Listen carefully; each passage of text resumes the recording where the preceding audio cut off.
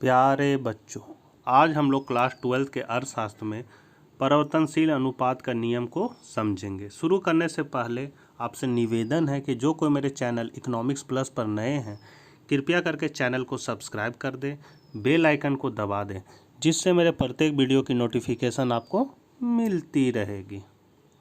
विविध अनुपात के नियम या परिवर्तनशील अनुपात का नियम या चल अनुपात का नियम या साधन के प्रतिफल नियम की सचित्र व्याख्या करें अथवा उत्पादन साधन के प्रतिफल से क्या अभिप्राय है। प्रवर्ती अनुपात विधि के 3 चरणों का उल्लेख करें।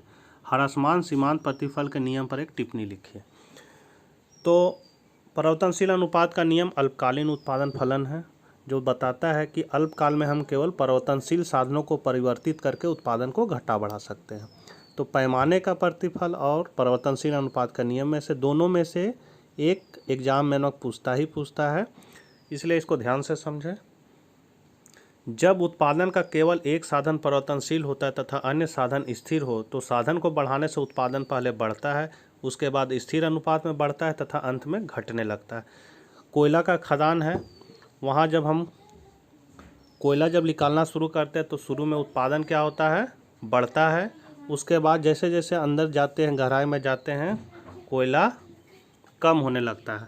और फिर अगर हम साधन को बढ़ा रहे हैं, श्रम को बढ़ा रहे हैं, लेकिन कोयला वहाँ नहीं बढ़ता है, अर्थात वहाँ उत्पादन फिर घटने लगता है। y बराबर function of v into F, जहाँ y उत्पादन को, v परिवर्तनशील साधन को जैसे श्रम और पूंजी, और f स्थिर साधन जैसे उद्यम, भूमि, स्थिर साधन, और f फलनात्मक संबंध को दर्शाता है। मतलब परिवर्तनशील साधन और उत्पादन के बीच जो फलनात्मक संबंध है उसको f दर्शाता है। kn के दाईं ओर के भाग को प्रथम अवस्था, kn और ts के बीच के भाग को द्वितीय अवस्था, और ts के दाईं ओर के भाग को हम लोग तृतीय अवस्था बोलेंगे। इसमें हम लोग देखते हैं कुल उत्पादन पहले बढ़ता है, फिर घटते हुए दर से बढ़ता है और फिर घटने लगता है। जब कुल उत्पादन तेजी से बढ़ता है तो सीमांत उत्पादन भी बढ़ता है, औसत उत्पादन भी बढ़ता है, लेकिन सीमांत उत्पादन घटना शुरू करता है। जब सीमांत उत्पादन शून्य होता है तो कुल उत्पादन वहाँ अधिकतम होता है, और जब सीमांत उत्पादन ऋणात्मक होता है तो कुल उत्पादन घटना प्रारंभ कर देता है। कुल उत्पादन, औसत उत्पादन तथा सीमांत उत्पादन में संबंध। कुल उत्पादन उत्पत्ति के साधनों से उत्पादित की गई वस्तुओं और सेवाओं की कुल मात्रा को कुल उत्पादन कहा जाता है। फॉर्मूला है टीपी बराबर सिग्मा एमपी, मतलब सीमांत उत्पादन को अगर हम जोड़ते जाएंगे तो कुल उत्पादन ज्ञात होगा। औसत उत्पादन, परिवर्तनशील साधन के प्रति इकाई उत्पादन को औसत उत्पादन कहा जाता है। कुल उत्पादन को अगर हम साधन से भागा देंगे तो औसत उत्पादन ज्ञात होता है। सीमांत उत्पादन, परिवर्तनशील साधन की एक अतिरिक्त इकाई और लगाने से कुल उत्पादन में जो वृद्धि होती है उसे सीमांत उत्पादन कहते हैं।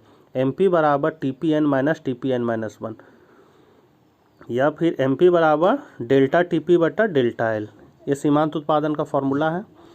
उत्पादन की अवस्था, तो उत्पादन की अवस्था को हम लोग देखते हैं, इस तरह देख सकते हैं चित्र।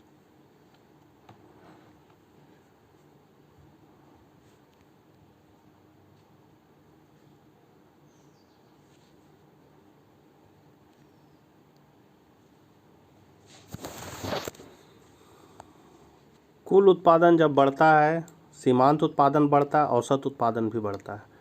जब कुल उत्पादन घटते हुए दर से बढ़ता है तो सीमांत उत्पादन तेज़ी से घटता है और शून्य हो जाता है। तो जहाँ सीमांत उत्पादन शून्य होगा वहाँ कुल उत्पादन अधिकतम होगा, और जब सीमांत उत्पादन ऋणात्मक होता है तो कुल उत्पादन फिर घटना प्रारंभ कर देता है। प्रथम अवस्था में कुल उत्पादन बढ़ता है और औसत उत्पादन भी बढ़ता है तथा सीमांत उत्पादन बढ़ता है, इसलिए इस अवस्था को उत्पत्ति वृद्धि नियम या लागत ह्रास नियम कहते हैं।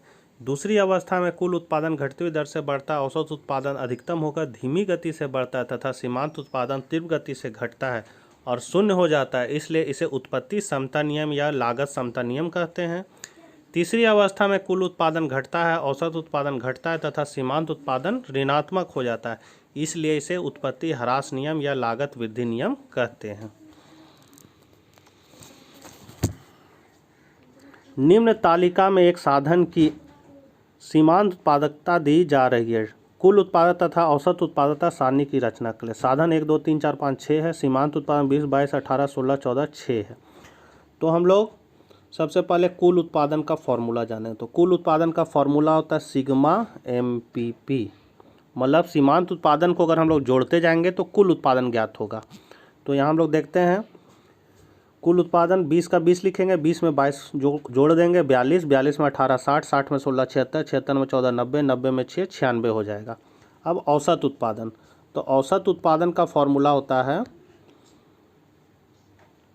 TPP भागा साधन। कहने मतलब है कि साधन को TPP में भागा देंगे तो औसत उत्पादन ज्ञात होगा। 1 को 20 में भागा दिए 20, 2 को 42 में 21, 3 को 60 में 20, 4 को 76 में 19, 5 को 90 में 18, 6 को 96 में 16। इस तरह हम लोग औसत उत्पादन ज्ञात करेंगे। बच्चों, अगर ये प्रश्न समझने में आपको ज़रा सा भी अगर दिक्कत है तो मुझे कमेंट बॉक्स में अवश्य लिखें, मैं इसे फिर से समझाऊंगा। धन्यवाद।